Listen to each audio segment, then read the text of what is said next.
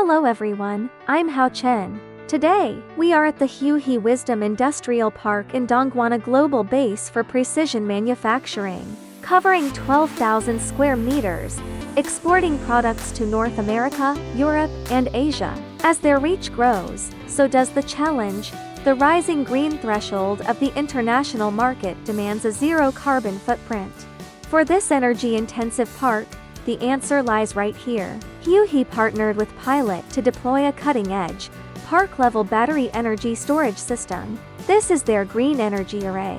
It's a powerful setup, 3.25 megawatts of power and 10.86 megawatt-hours of capacity, built from 13 independent to 50Q836 kWh all-in-one cabinets. Its strategy is simple and smart: charge at night when electricity is cheap, and discharge during peak production hours in the day. This cuts costs dramatically, delivering over 5.2 million kilowatt-hours of annual discharge.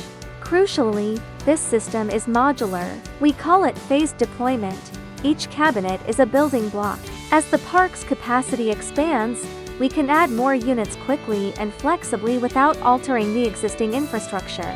Huihe's energy security will always keep pace with its growth.